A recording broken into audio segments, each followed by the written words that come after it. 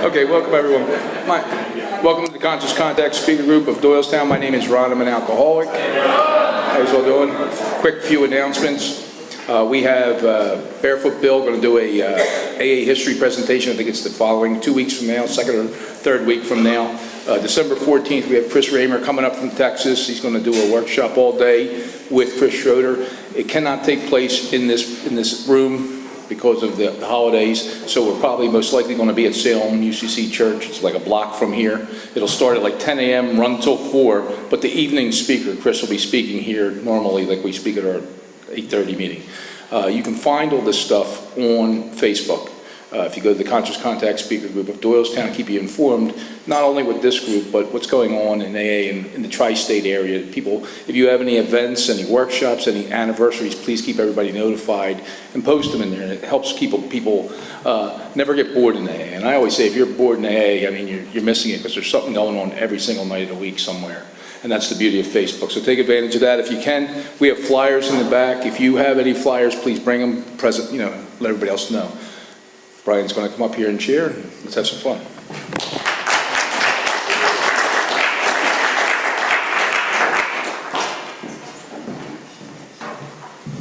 All right, good evening, everybody. Good to be here tonight. Good to be sober. Welcome to the Conscious Contact Speaker Group of Alcoholics Anonymous. My name is Brian, and I am an alcoholic. This is a one-hour speaker meeting that meets every Saturday at St. Paul's Lutheran Church, 301 North Main Street, 830 in Doylestown, PA. The business meeting for this group meets right here every Saturday, 7 p.m. to 7:30. The purpose of this group is to provide a consistent message of hope and recovery through God reliance and service to others through the practice and teachings of the 12 steps. We record all speakers so that others may benefit from their message of recovery. If you wish not to be recorded, simply ask. This is an open meeting of Alcoholics Anonymous. The group would like to welcome everyone, especially newcomers. If there's anybody that's new or from out of town that would like to introduce themselves on a first name basis so we can welcome you.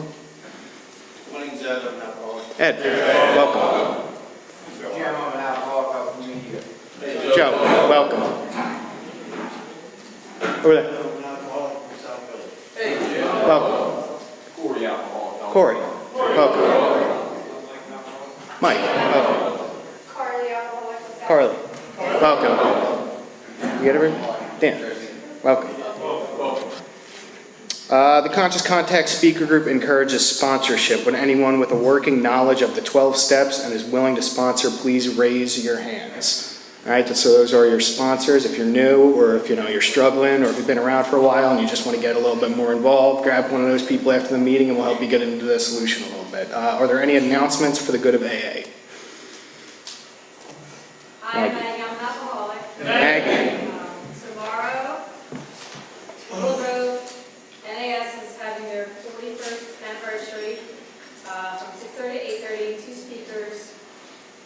6:30 is the celebration, 7:30 there's a meeting, 2 speakers. It's at St. John's Lutheran Church, 505 North River Road in Hatboro. And on Monday, Lansdale at United Methodist Church, 300 North Broad Street, is having their anniversary meeting. Food and fellowship starts at 11 a.m. and at 12 o'clock they have their guest speaker. Thanks, Meg. Yes, Dave. Alcoholic named Dave. Dave. Everybody, so there's going to be an emotional recovery workshop. A new perspective on living the 12 steps and applying them to your relationships. Good luck with that. It's going to be December 7th. The donuts will be in for you. From 10 a.m. to 3 p.m. at St. Michael's Lutheran Church, 2141 East Cumberland Street in Philadelphia. If anyone would like more information, I have a digital flyer that I can give you. See me after the meeting. Thanks, Dave. Anybody else? We got everything? Okay. A couple announcements from this group. We have meeting lists and big books on easy terms. Please see me or any home group member after the meeting. If you cannot afford a big book, the Conscious Contact Speaker Group will give you one at no charge. Anyone willing to make donations for the purchase of big books and CDs to help those who cannot afford them can put donations on the back table in the jar marked Big Book and CD donations. If you would like a CD of any speaker, past or present, please see me or Ron before or after the meeting. They are available free of charge. And with that, I believe Teresa's going to come up here and read the AA preamble.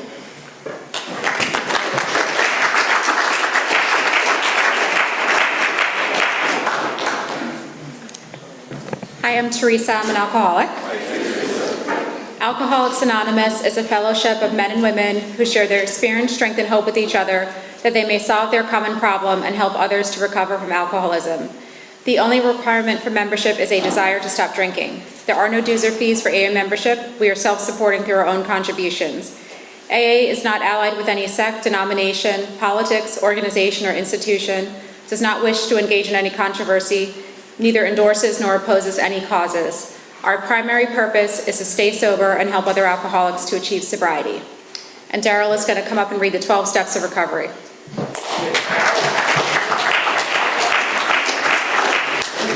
My name is Daryl. I'm an alcoholic.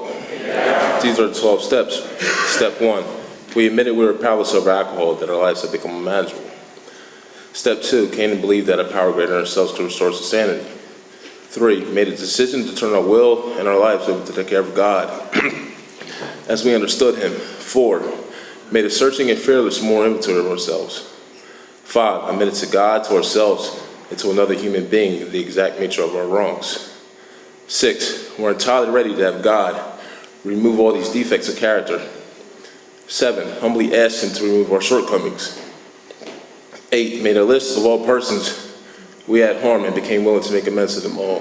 Step 9, made direct amends to such people wherever possible, except when to do so will injure them or others. 10, continue to take personal inventory, and when we were wrong, promptly admitted it.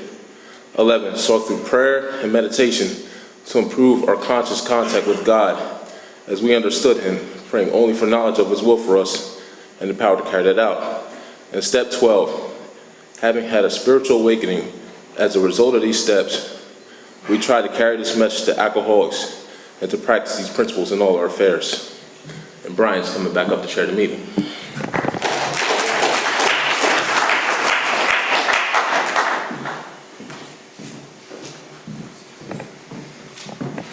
Okay, at this time, 7 tradition, every AA group will be fully self-supporting, declining outside contributions. This time, we're going to pass around the basket. There are no dues or fees, but we do have expenses. Your contributions help us to cover the cost of rent, big books, CDs, workshops, the legendary cronuts in the back, coffee.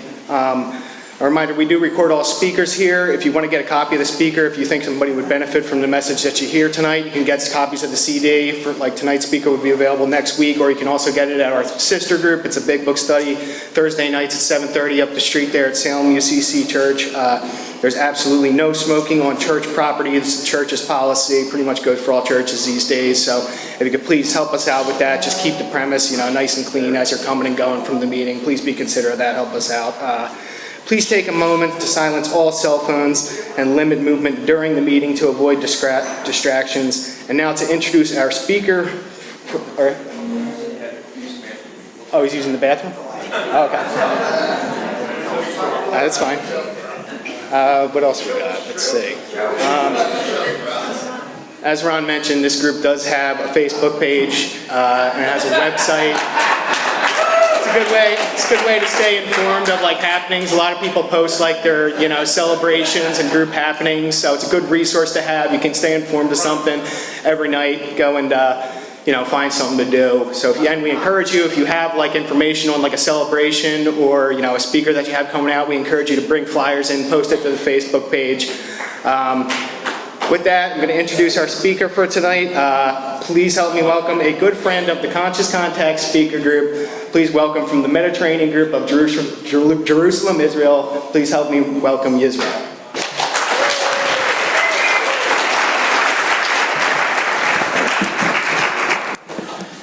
That was a poorly timed last visit to the bathroom, but Ron told me I could speak for as long as it took me to get here. So we're going to be out of here before they start church in the morning. Whatever time that is. I'm an alcoholic, a member of the Mediterranean group, and my name is Yisreal Campbell. Thank you. Hi, everyone. Thank you very much for leading the meeting. Ron, thanks for the invitation to be here. Thanks to everyone that does service here, and to the guys that picked me up and brought me here tonight from my sister's house in Havertown. Thank you very much. It is an honor and a privilege to participate in a meeting of Alcoholics Anonymous. I say it's an honor because everything that I have in my life today is because I'm a sober member of Alcoholics Anonymous. It's not all Alcoholics Anonymous. What I got here was far wider and broader than simply a cup with my name on it and a stack of Oreos. But what I have is because I'm a sober member of Alcoholics Anonymous, because I've taken part in this process. And it's a privilege, and I say it's a privilege specifically using that word because it's the word that Dr. Silkworth used in discussing and describing one of his interactions with Bill Wilson, and where he writes, well, first he writes, I'll just back up a little bit. He writes, many years ago, one of the leading contributors of this book came under our care in this hospital. And while here, he acquired some ideas which he put into practical application at once. And then he writes, and this is what I was referencing at first, later he requested the privilege of being allowed to tell his story to the other patients here, or the other patients. And then he writes, which is beautiful, here and with some misgiving, we consented. In other words, he thought it was a bad idea, but he figured, what the hell? How much possible damage can they do to each other? You know? And because of that, we're here tonight. Because Dr. Silkworth was there, and because Ebby went to Bill, and because Roland went to Ebby, and because. You know, we say that the beginning of Alcoholics Anonymous was June 10th, 1935, when Dr. Bob stopped drinking. When Dr. Bob, the last day that Dr. Bob drank is actually June 10th.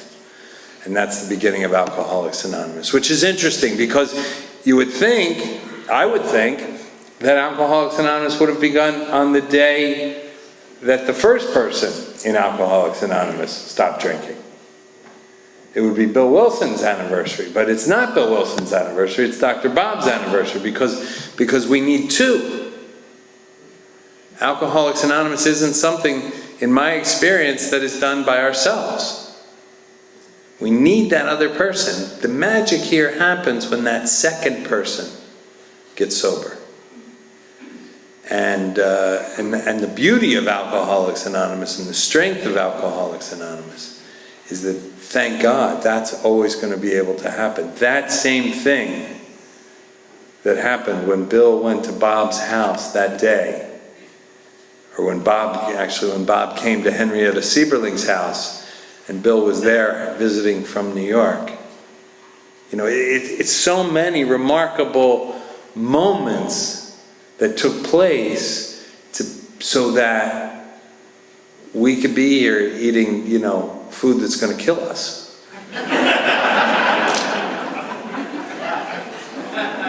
Which I guess is one step better than in years gone by when we sat in rooms like this and smoked to kill ourselves, So we're moving in the right direction. And you gotta love a meeting where you can get 4,000 or 5,000 calories before the meeting starts. I'm just saying, I'm not judging. I'm just reporting. But it's remarkable, right? It's remarkable. You know the story. I'm not just going to go into the story for a minute, but you know the story, right? Bill's in Akron. The business deal falls through. That's drinking time for me. Right? I don't know. I got sober at 16. I never had a business deal fall through. Homework didn't get done. That's drinking time for me. You know what I mean? But he doesn't drink, right? He goes to the lobby, he looks to the bar, he hears the tinkling of the glasses and the laughing of the crowd, and I'm sure the warmth and the fellowship. And he looks at the phone booth with the church directory. He's a New York stockbroker. 99 times out of 100, a New York stockbroker in that situation goes to the bar. Along with 99 times out of 100 for any one of us. Right? And he goes to the church director and he calls 10 people. The 10th priest. The last time a New York stockbroker talked to 10 priests in one day, right? The 10th guy says, yeah, I think I got a number. He calls Henrietta Sieberling, and you know what she says? She says two things. Yeah, I know someone, and we've been praying for you. They were praying. They didn't know what to do with Dr. Bob. They were praying for a solution. Right? That's Saturday. Bob can't make it. He's passed out at the kitchen table in his Mother's Day gift to his wife. Sunday he goes, and you know what he said. I once heard his son speak. His son was in the back of that car, a young boy. And he heard his father say to his wife, to Anne, he said, we'll give this bird 15 minutes. Because he'd been reprimanded about his drinking. He'd been told that he was a problem drinker. He'd been told he shouldn't do what he was doing. But that's not what Bill did. Bill didn't talk about Bob. Bill talked about Bill. And that made all the difference. And so, from that day till this, Alcoholics Anonymous has existed. And the answer for the alcoholic has not been certain death. Certain embarrassing, shameful, humiliating death. Long. Right? You know what they say about us. We don't have happy childhoods, but we have long ones. Heard a guy say that one night. I thought, man, that's true. Right? And Sharon, I think Sharon Crane says, when an alcoholic goes to sleep sober, 10 people sleep better. That's true. So, in this tiny little wink of history, Alcoholics Anonymous has existed, right? Let's back up a little to the first, I don't know if it's the first, it's an early well-known case. I want to talk for a minute about Noah, the ark guy. Not from a religious perspective, just from a cultural perspective, from a fact, from the idea that this is a story that has existed in human consciousness for somewhere between 3,500 and 5,000 years. You remember the story, right? Noah saved the world. Right? God said, build an ark. Cool, kind of crazy. But Noah built an ark. Cool, kind of crazy. And loads up 2 + 2 + 2 + 2 + 2, all his kids, his wife, their wives, loads into the ark, starts raining, rains for 40 days, everybody else dies. This entire world is destroyed outside of the people in the ark. Again, not from a religious perspective, just from a, wow, that must have been crazy. Right? That's like a long road trip. 40 days with all the survivors of Earth. And you know what Noah did? The first thing he did when he got back from saving the entire world? He planted a vineyard, got drunk, and naked in front of the kids. That's the Bible I just said to you. I'm not making this up. He planted a vineyard, right? Because he forgot to pack a couple bottles of wine, so he had to plant a vineyard and got drunk and naked in front of the kids. Sounds like alcoholism to me.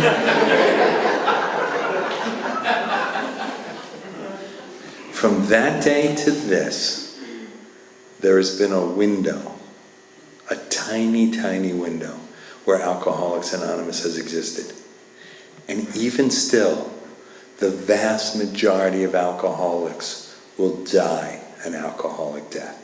And even still, I don't care what the forewords say. I don't care if you're a mathematician or a statistician. I'm not interested in the statistics of how many people. In my experience, many people that will sit in these chairs will still choose to die an alcoholic death, rather than to live a life based on spiritual principles, rather than to live a life based on service. So the fact that we're here tonight, the fact that we're sober, the fact that we're members of groups, I assume, where we are active in the service structure of Alcoholics Anonymous, from setting up these chairs, to picking up that food, to greeting, whatever we all did to be here tonight and to be of service to this group, puts us in the tiniest, tiniest, tiniest minority. Yes, 2 million alcoholics, sober alcoholics, great. But there's 20 million running around this country, if not the world. Just crazy numbers, right? So the fact that we're here is miraculous in and of itself to me. Because I'm a kid. I'm just a kid from the suburbs of Philadelphia. I'm just a kid that grew. I don't know if fear can be transmitted through breast milk. But if it can, it was in my case. I'm not blaming my mother for anything. I'm simply saying that the very first thing I remember is being afraid. The very first thing I remember is feeling different than everyone else. The very first thing I remember is feeling like I was in a room where everyone was looking at me. And for the longest time, that made me uncomfortable. For the longest time, it wasn't true. Now, it happens to be true tonight. Everyone happens to be looking at me, outside the 5 or 6 people who are looking at their phone. I'm not going to pick on you any further, and I'm not thinking of anyone in particular, and I didn't even see anyone that I was referring to earlier, but I know someone is looking at their phone. I can't look at all of you at the same time. Someone in this room is looking at their phone. But that's okay, because you're here, you're sober, and anything can happen from there. I was uncomfortable from my very first moment that I remember, it seems, until I took my first drink. I took my first drink at 9 years old. I like to think that I waited. I could have used a drink on the way to kindergarten. No, seriously, 5 years I'm hanging out every day with the same woman. Suddenly she takes me to a room full of people my size and leaves me there. You can't tell me a shot of bourbon wouldn't have taken the edge off that time. But I waited till I was 9. I had a drink, and I said to myself that very evening, I have found the answer to my problems. I did not know what the problem was. I did not care what the problem was. I had found the answer. I have a memory of walking up to a grown man who was walking his dog, putting my arm around his shoulder, looking him in the eye and saying, "Get bent." I don't know what that means tonight. It was the ability to put my arm around a grown man's shoulder, look him in the eye and say, "Get bent." That's what alcohol gave me. That's the freedom that alcohol gave me. That's the spiritual awakening, the spiritual experience that alcohol gave to me. Now, I'm 5 feet 9 inches tall tonight. When I was 9, I was a lot shorter. I don't imagine that I actually walked up to a grown man and put my arm around his shoulder. It's just geometrically challenging. But that's the memory I took away from alcohol. Later that very same evening, I threw up in my sleeping bag. I was staying at my cousin's house, so as to not get caught, my cousin wouldn't let me let his mother clean my sleeping bag. So we kind of scraped out the vomit, and I slept there for a week. Oh, it's not that bad. Everybody's oppressed suddenly, right? Like, oh, yeah. 6 donuts and a hot dog later, and you're like, I can't sleep in my vomit. No, try it. Have another hot dog. This might be your night.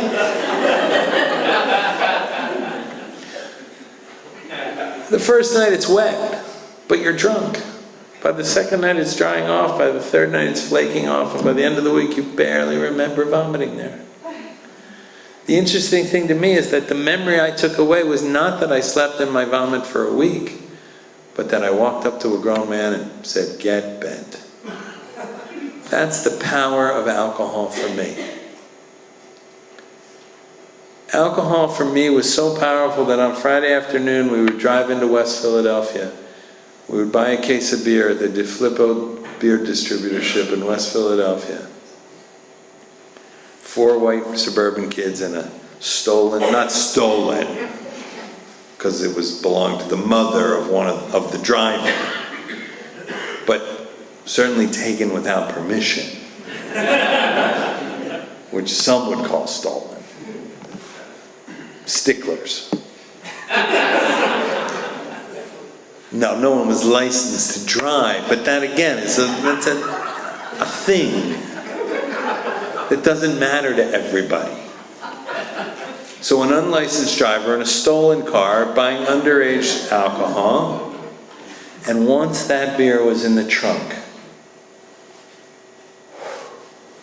I just felt better. I could breathe.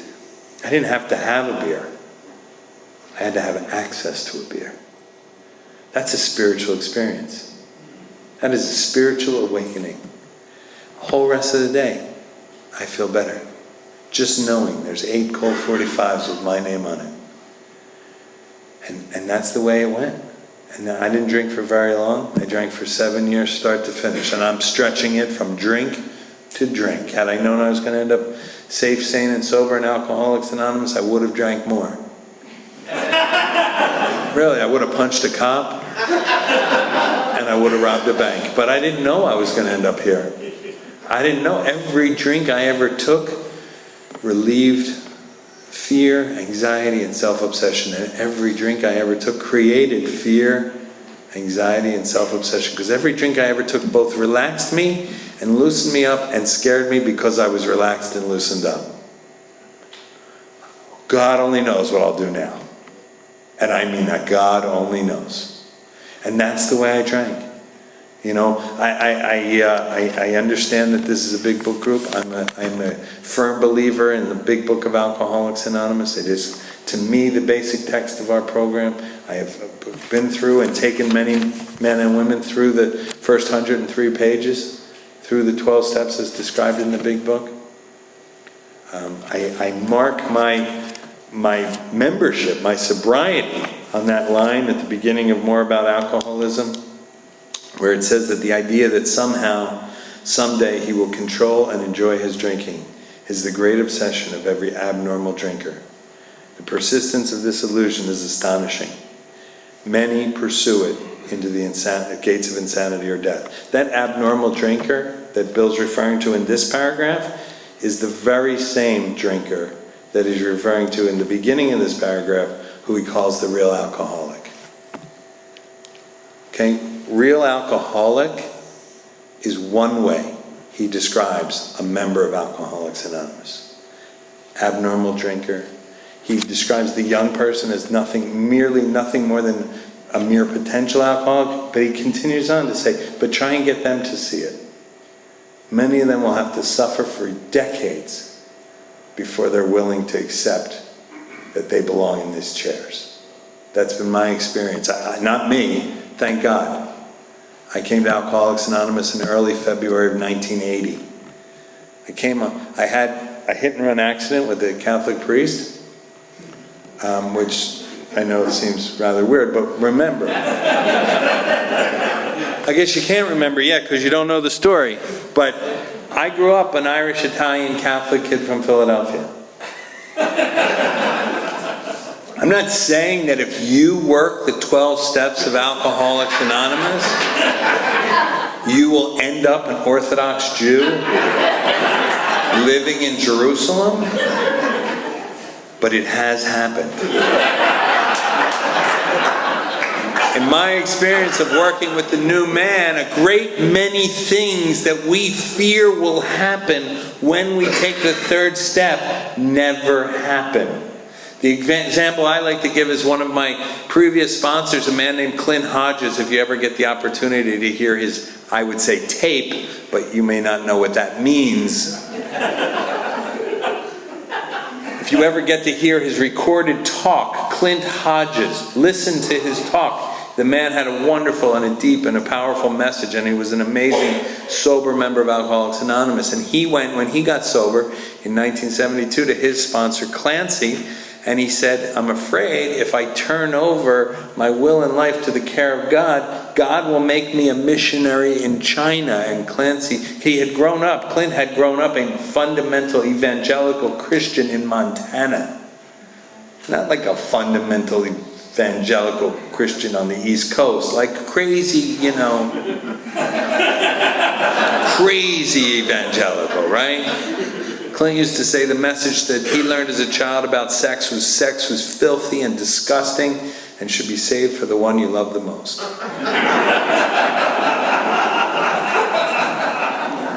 He had a horrible experience growing up in that environment.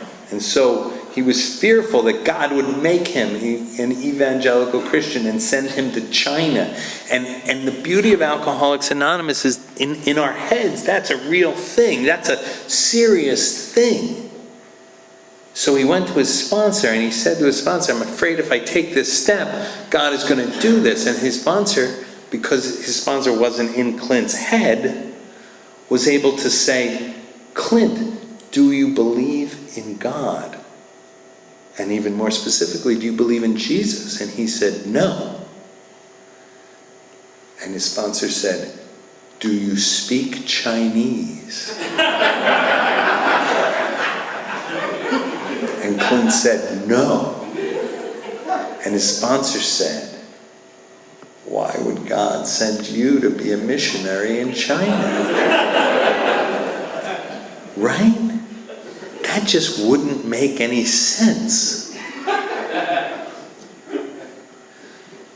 So what I'm saying to you tonight is someone actually did become an Orthodox Jew and moved to Jerusalem as a result of the 12 steps of Alcoholics Anonymous. So be careful.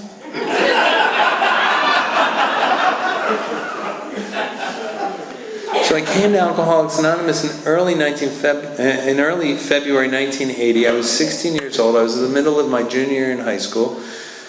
I had this hit and run accident with this Catholic priest. I made a brave and daring getaway. And he caught me. He found me. I'd gotten rid of the beer between my legs. I was high on Quaaludes, another thing that's like you gotta Google. Between the drugs that I did that don't exist anymore and the drugs that didn't exist before I got here, it's amazing I got here at all. Anyway, I came to Alcoholics Anonymous. I went to school that morning. I didn't smoke dope on the bus, which is something we did. Dope. What am I? Because I'd seen someone once throw up in their hands, and it's an ugly, horrible thing. I won't describe, but the trajectory, the force brings it right back at you. It's disgusting. And I didn't do that. And then I got to school, and I threw up in the hallway, which is not allowed in a Catholic boys' school. So I decided to go home. And as I was leaving school, I saw my friend Jimmy, and I said, Jimmy, anything you've got, I just need something. And he said, look, I've only got a little, and I need it for myself. So that's interesting, right? I'd gone from like 15 minutes before being completely sure I was never going to use, and then, suddenly I just need something. And he says, I don't have enough. I only have enough for me. And I thought that, when I learned later that day about lower companions, I thought Jimmy's a lower companion. Because I clearly needed it more than he did, and he wouldn't give it to me. Now, I saw Jimmy at our 10-year reunion 10 years later, and I was 10 years sober. And Jimmy asked me, as soon as he saw me, he said, are you still sober? I said, I am. He said, imagine if I had given you something that morning. He said, you may never have gone to AA. I was like, well, that's not the way I think about it. He thought he had saved my life, which he may well have. Because maybe I just would have gone home and slept it off for a few hours and then gotten back at it and been one of the several people that died in my high school class. Because that's what we do. We give it one more shot and we die, or we lose our minds, or we kill someone else, and we affect our lives forever. This is a disease of inches and seconds, Norm Alpe used to say. Inches and seconds. Certainly that accident was. I'd sheared off the rear quarter panel of his car with the front quarter panel of my car. Inches and seconds from being a head-on collision. Well, I was adjusting the radio on the seat next to me because my parents didn't buy a radio when they bought the car. It was an orange Plymouth Duster. This car tells you a lot about my family. It was an orange Plymouth Duster. 1971 that they bought in 1972, so they saved a little money because it was the off-model year. No power steering would have cost $200. No radio, another $200. And they were only going to keep the car for 16 years. Do you know what $400 works out to over 16 years? They saved like 25 cents a month. That car with no power steering was like a stress test every time you parked. With no radio, you could hear your heartbeat. You didn't even need to touch your vein. You could just count the beats because you were like...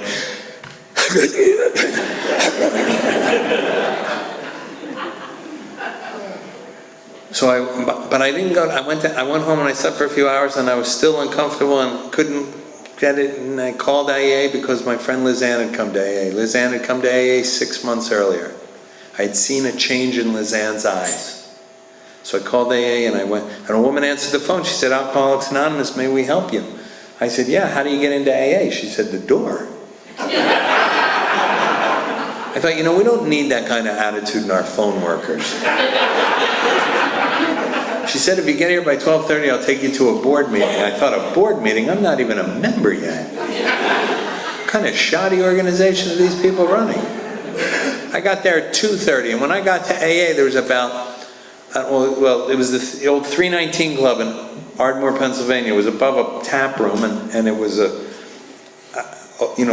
one store length, second floor, paneled with artistic AA slogans up and down both walls. Everything was coated in about 40 years of tar and nicotine, so it looked like a cave that was melting. They had the window shades. These are window shades, people. I'm not going to start pulling stuff apart, but believe me, they used to be, I don't think they do anymore. They used to snap at the bottom and they'd roll up. You find me an organization that puts the most important documents they've ever created on window shades. Find me a church that has the 10 Commandments on window shades. Find me a courthouse that has the U.S. Constitution on window shades. That's a special thing that we put these things on window shades. But there they were framed and they had their own little spotlights, and in green Gothic backlit lettering it said, but for the grace of God. And I thought, but for the grace of God, what? I would have gotten hit by a bus on my way in here. I mean, there was 3 guys in AA when I got here. They were 150-year-old Russian guys from the Dannon yogurt commercials in the 70s. These guys could barely move, and then they ate Dannon yogurt and they could do backflips and cartwheels. Those guys were in AA, and I looked at them and I thought to myself, if I don't drink for as long as they've been alive, I can't have a drink for 134 years. I wasn't excited. They sat me down in the front of the room in a big picture window where people would sit and watch life go by. Gave me a cup of coffee, an addiction I'll thank them for forever. I'm not really addicted to coffee, I just drink it so as to not get a headache. I don't have to drink it until noon. But up until noon, it's a choice. A choice I make every day, but a choice nonetheless. They sat me down, and every guy that came into the room came up, sat with me, talked for a while, wrote out his name and his number on a card. Many wrote call anytime. Gave the card to me, said call anytime, shake my hand with this hand, give me the card with that hand, look me in the eye and say, you feel free to call me anytime. I do that. I give out my card. I have cards. I know it's ancient. People laughed at me. And last week I was speaking in Oslo, Norway. They were like, you have a card? They just wanted to see it. Right? I write call anytime. I do it because that's what was done for me. I want to give back what was given to me. And the second reason I do it is because I know they're never going to call. Certainly not going to call when they, this story changed over the years, because it used to be, what I meant when I said this was call anytime meant calling the house. Calling when I called, if I ever called, when I thought they weren't going to be home. People weren't walking around with their phones. Phone was attached to the house. You want to take the phone with you, you got to take the whole house with you. Right? A mobile phone in those days was the long cord that's stretched into the laundry room, so your parents couldn't hear what you were talking about. That was a mobile phone. Right? One guy took my number. The next day he called me.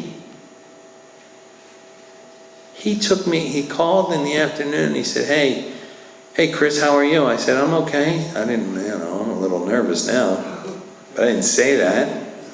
He said, how'd you like to go to an AA meeting tonight? I said, sure. I didn't want to go to an AA meeting. I wanted to say, man, I went to AA yesterday. I got to go to AA 2 days in a row? But that's the clincher for me. I don't know how it would have gone if it hadn't happened this way, but this is the way it happened. He called me. I take guys' numbers, I call them. I don't call them forever, that's called stalking. I don't threaten them if they don't want to get sober, that's called, I don't know what, but it's not legal. But I call and I invite them to a meeting or two. I call to let them know, because you know what? It's really hard to call a complete stranger that you just met. That's why I drank, so I wouldn't have to call a complete stranger. Right? I would rather be beaten with a baseball bat than have to call a complete stranger. So he called me, he picked me up, he brought me to that meeting, and it was at that meeting my dear friend Scott Redmond of blessed memory, another great, remember that name, look that name up. He's a great AA speaker who passed away a number of years ago. Scott used to say alcoholism is contagious. We catch it through our ears. And I did. I didn't come to Alcoholics Anonymous because I was a real alcoholic. I came to Alcoholics Anonymous because Lizanne was a real alcoholic. Lizanne was the one that drank the way I wanted to drink. We drank in a park mainly. If I drank here, I woke up here. Trace back to my feet, stand me up, and that's where I'd been drinking. She got movement on her drinking. She'd wake up in Ohio, in New York City. I don't want to think about the horrors that may have been inflicted on a 15, 16-year-old girl wandering around the Northeast in the late 1970s in a blackout. But from where I sat, it looked exciting. So when she got sober, I noticed that. And when this all happened to me, I noticed that, and I went to AA.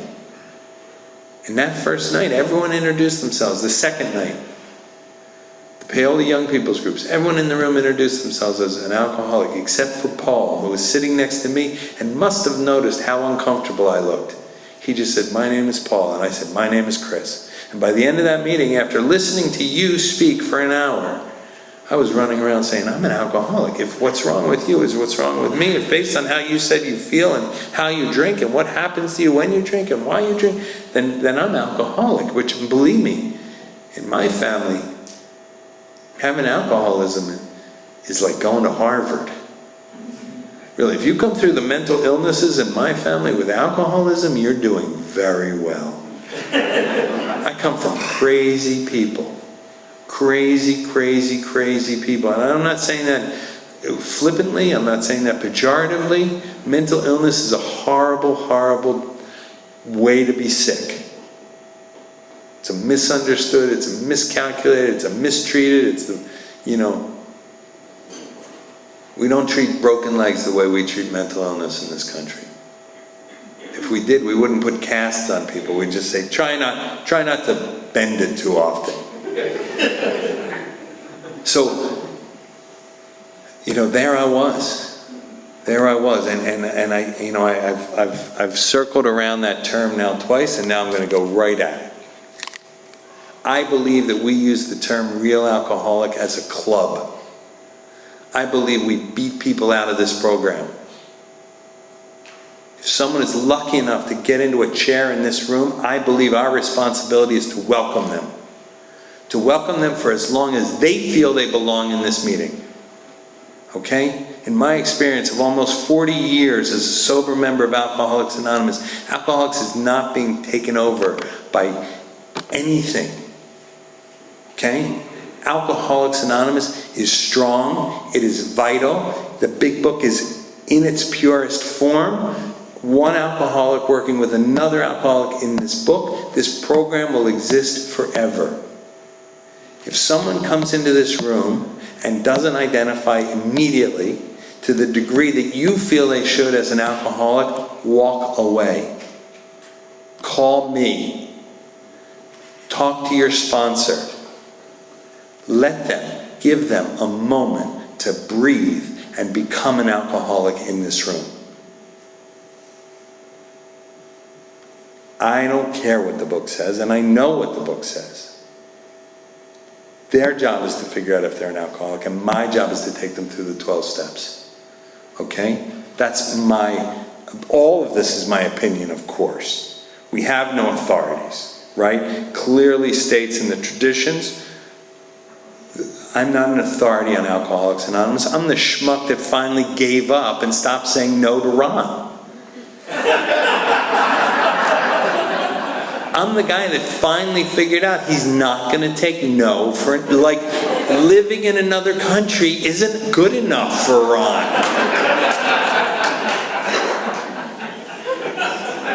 2 oceans, 2 continents away is not sufficient reason for not being the Saturday night speaker at the Conscious Contact Group in Doylestown. The only way out is through. I learned that in Alcoholics Anonymous. I know he's not going to stop. He's just going to slow down now. He'll be back. Don't worry. He's going to visit my page again. Now he's got my phone number. But he'll wait a little while. But I want to say that again. When someone comes to Alcoholics Anonymous, it's hard enough to stay. It's really hard to stay here. This is a spiritual program of action. The action I'm supposed to take towards the newcomer, I'm supposed to welcome them. I was on the AA police. I am retired. It's not my job. Okay, if you read Facebook, AA is teetering on the edge.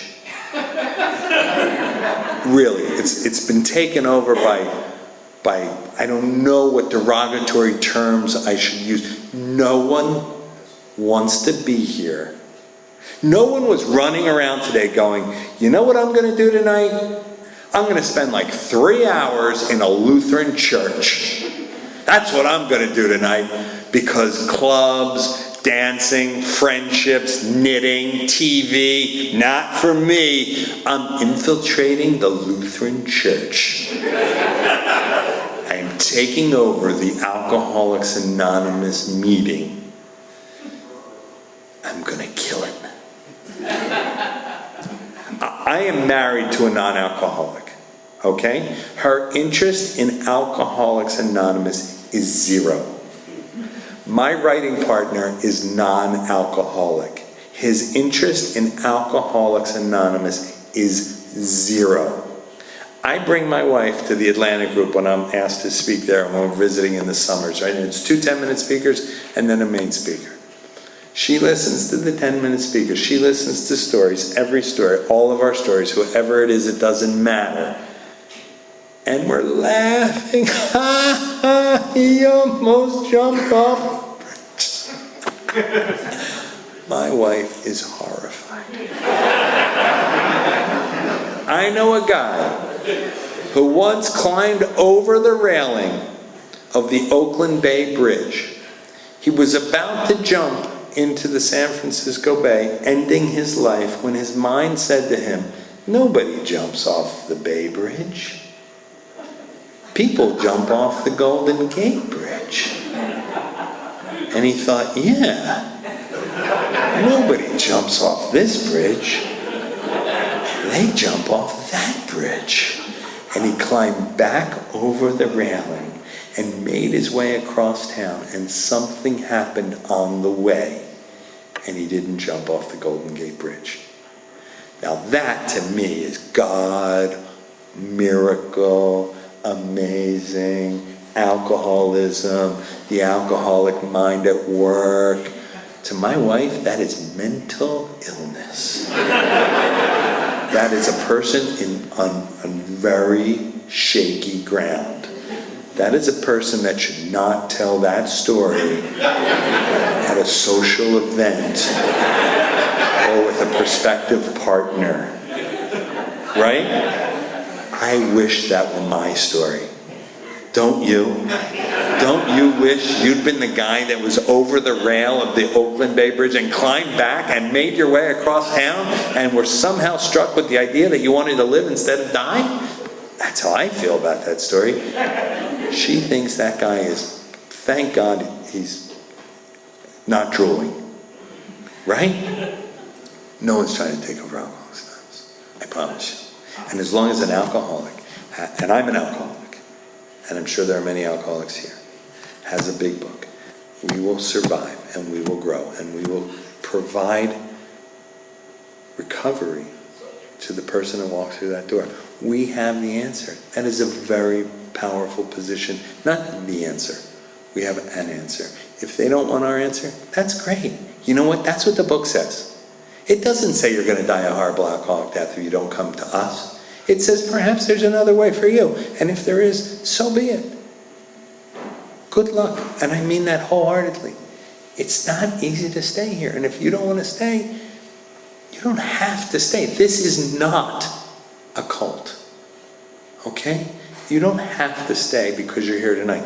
We'd like you to stay. And we are going to express that. We are going to endeavor to keep you here. We may follow you out to the parking lot and ask you if you'd like to go to another meeting tomorrow. We may thrust our phone number at you. We may try and get your phone number from you. We may ask you to eat one of those hot dogs. We may describe one of those donuts in spiritual terms that you have heretofore reserved for actual spiritual experiences. That we may do. But it is only because we are so happy that we don't have to die of alcoholism, that we want to give this message to you. When Bill and Bob were sitting with AA number 3, they wanted to know if he wanted to get sober. Not because they wanted a notch in their belt, and not because they wanted to not waste their time working with a guy that didn't want it. Because if he doesn't, they said to him, we've got to move on to the next guy. We've got to find that it's not like, hey man, I know how to work the steps and don't waste my time if you're not serious about this. It's that I need to help someone who wants to be helped because there's a lot of people that do. It's not about me. It's not about my step work and how wonderful my step work is. And it's not, it is a program of action, but ultimately a spiritual experience has to manifest.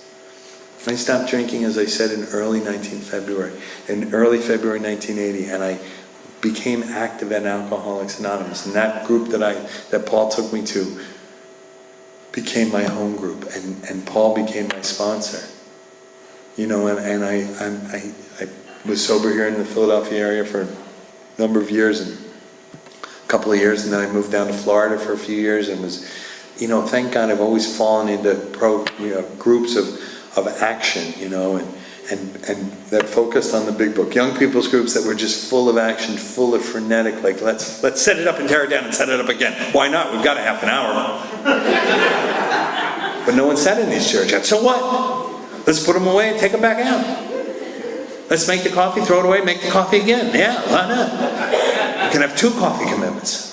The coffee we drink and the coffee we don't drink. I love that young people's energy, whether it's manifest in a young people's group or just in any group. I mean, sometimes it's not a young person that has that energy, you know. We just wanted, this is amazing that this finally happened for us. And we want this to happen for somebody else. I'll just finish the thought that I started like 5 minutes ago. It's not a cult, right? It's not a cult because not only do we try and keep you away from your family, we insist you have a relationship with your family. We don't care about what you say happened in your family. We heal relationships, or we do our part. It's not about, well, he's a fucking asshole. So what? That wasn't the question. That's your father. That's your mother. I didn't want to have a relationship with those people. They ruined my life. I can report to you that through the several times the steps left me in a position where I was able to attend to both of my parents at the end of their lives. Clear, clean, filled with love and service. And thank God for many years before their deaths. Not always, it wasn't easy, it's not easy. Those aren't the easy relationships. It's a lot easier to be to be kind to the bus stop, the guy at the bus stop, that's easy. Sometimes even like someone serving you is, but a family member, a sibling, a parent, that's difficult. But we insist. We insist. So we don't want to take you from your family. We want you to heal your relationship with your family, which may seem to you to be the worst of the 2 options. And we won't take your money. We just won't take it. We won't take it. If you come here and you stay here and you become a millionaire and you decide you want to send General Service $1 million, you know what they'll say? No. No. You kind of like send it in the cat's name, the kid's name. It used to be $3,000. I think it's gone up. But we don't want your money. We want your money in the basket. Right? When I got here 40 years ago, it was $1 in the basket. But 40 years ago, we know what bread costs, we know what hot dogs cost, we know it. Right? So it's not $1 anymore, but we don't want your money. So this thing and this process, I'm not gonna, first of all, my time is nearly done. I'm not gonna take you through the steps. Nothing would be worse now than if I said, okay, in March of 1980, we've all been in that meeting, right? Like, oh my God. He's suddenly gonna go chronological. His time is up and he's in 1980. Rolling into the summer of 1980. I'm not going to take you through the steps because you have the big book of Alcoholics Anonymous too, and they even told you if you don't, we used to say if you can't afford it, steal it. We don't even make you steal it anymore. They're willing to give it to you. I would take one just to see if they're actually telling the truth. Give it to someone else. Push them on this one. The book. Get a sponsor. We don't want you to get a sponsor we want you to get a sponsor because it's a voice outside of your head, because a sponsor. Right? When I called Paul, that second day Paul called me, but on day 3 or day 4, I don't know if it was that, I think it was the next Wednesday night, driving in the back of Dan Macon. Dan was this old guy that picked us up. They had already picked Paul up and then he picked me up, and he did it every week. And riding in the back of Dan's Volkswagen Bug, over the roar of that unique sound of a Volkswagen Beetle engine, I whispered to Paul, because God forbid Dan should hear me, will you be my sponsor? And he said what many sponsors say, I have to ask my sponsor. And he came back to me and said, I will. I'll be your sponsor. That was the manifestation of attempting to manifest a relationship with a power greater than myself. Not that Paul was a power greater than myself, but that Paul and I together were a power greater than me. For the first time in maybe forever, I had turned from the inside to the outside consciously and sought something outside of myself. That was the beginning of the road, which many, many years later ended me up an Orthodox Jew living in Jerusalem. That's not going to be your experience, I can almost promise you. But what I hope for you is that you continue to have a spiritual experience, not because I want you to believe in God and not because God wants you to believe in God, but because from my experience, it's the most open, it's the most spectacular, it's the most potential, is to just be open to something. Calling Paul was great, but I couldn't build 40 years of spiritual experience on calling Paul, or even calling my sponsor. Because when I need God, it's 2 o'clock in the morning. When I need a power greater than myself, when I need to take an action that is not going to cause me harm, it is often an inconvenient time to speak to another human being. And there's magic here, there's spirit here, right? Alcohol is not called spirits by accident, right? That's what Dr. Young, when Bill Wilson wrote him a thank you note. Bill was amazing. Okay, I know a lot of people are like, I had a girlfriend. Yeah, I guess he had a girlfriend. Great. I'm not suggesting that as a way of being in a marriage. But Bill was a stockbroker that was like a spiritual guy. You know, I don't know many stockbrokers that are writing thank you notes to Swiss psychologists for something they had done decades before. Right? And Bob was amazing in his own right? Bob they both went out of their, right? What do they say? If Bill had founded AA by himself, it would be franchised. And if Bob had founded it by himself, it would have never left Akron. So it's together, it's this two. It's the same two that me and Paul were two. It's the same two that me and any one of the people I sponsor, or you and any one of the people you sponsor, or you and your sponsor. It's that two where it all just kind of, anything after the two is like, who knows what it's going to be. You know, and yes, there's a lot of actions we can take, but it has to manifest. It's not an action. It's not just action. It doesn't say, as a result of taking these actions, we tried to practice these principles. It says, as a result of spiritual awakening, it requires us to have a spiritual awakening. And the spiritual awakening, in my experience, puts us beyond simple action. If I have a complaint with those that you know, I don't like the derogatory terms. It's certainly there's no such thing as an AA Nazi. There's no such thing as a step Nazi. Nazis are a specific thing at a specific time, and they weren't working spiritual principles. They weren't gruff. They weren't insistent, and they weren't working the 12 steps. And I don't know, whatever. I don't want to use a term in particular, but I want to say that though we want to latch onto action because that's what we can control, that's what we can hold, ultimately it has to manifest in a spiritual experience, a spiritual awakening. It doesn't say we let this book discipline us through the 12 steps and we get disciplined by showing up early and staying late. It doesn't say fellowship will discipline us. It doesn't say having a home group will discipline us. It doesn't say following sponsored direction will discipline us. It says God will discipline us in this manner that we've been shown. I don't know what, if you don't believe in God and you're grousing at my use of the word God because I look like a religious person. There was a famous rabbi in Israel who said to a secular man one day, he said, the God that you don't believe in, I don't believe in either. And I believe that's true for me tonight. The God that, if you're sitting there going, if he says God one more goddamn time.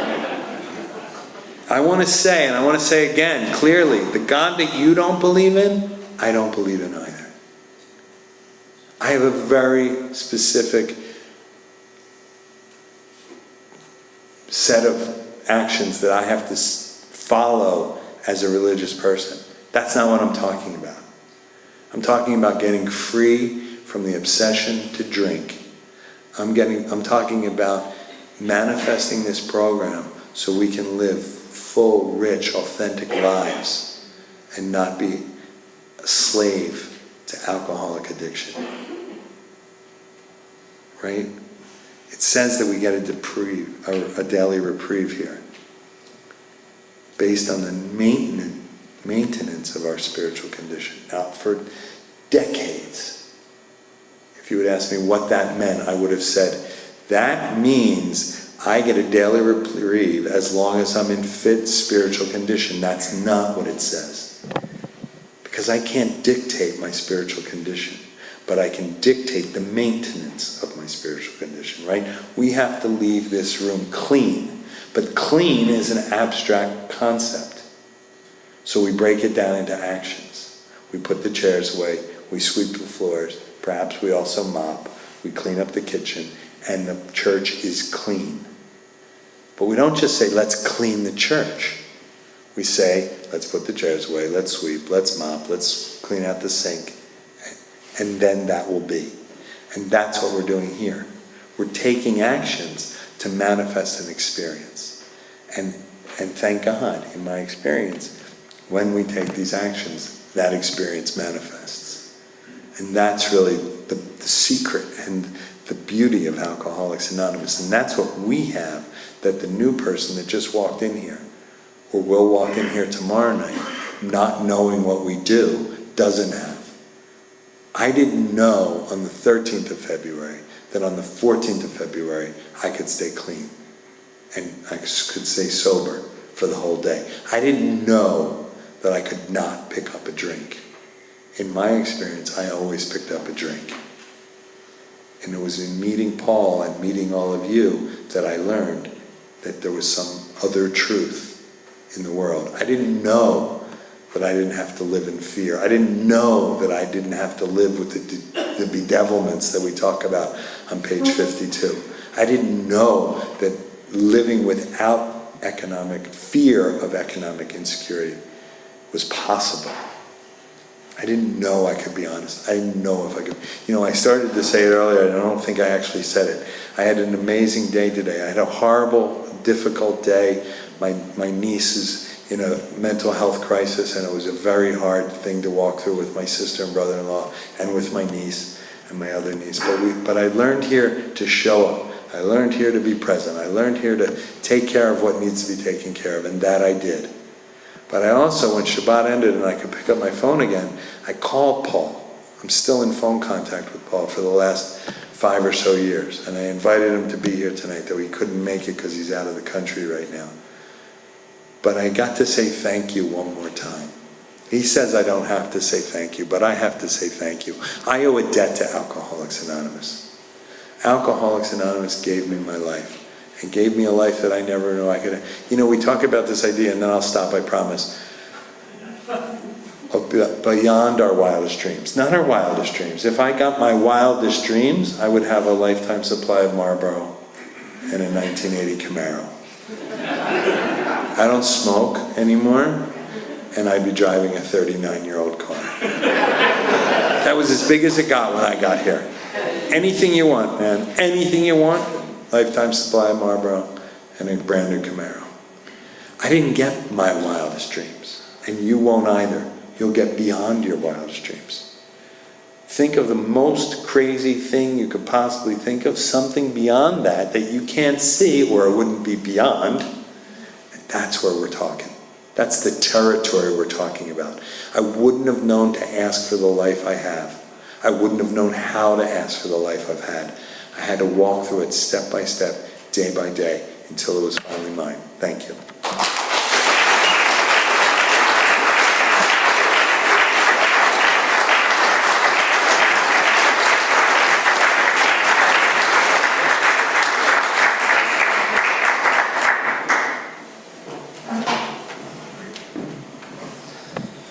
All right, Yisreal, thank you so much for coming here and sharing that incredible message of hope with us, with our group tonight. One more round of applause there. Couple of quick announcements and we'll get out of here. I know we're already past. We could always use some help cleaning up. We could use help cleaning up the kitchen. We could use help breaking down the chairs if you want to stay, meeting after the meeting. If you want to just stay, grab somebody, talk. If you want to help out with a little bit of service work, we could always use help with chairs. We usually have to put them 5 across, 7 rows back.